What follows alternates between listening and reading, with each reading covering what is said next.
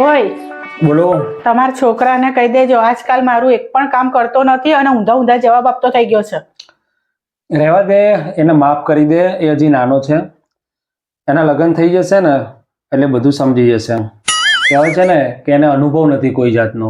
એને એ વાતનો અનુભવ નથી કે પોતાની ભૂલ હોય સાંભળી લેવું ને સહને કરી લેવું.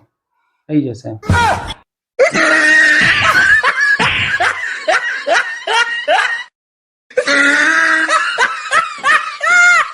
મેં હું ખોટું કીધું?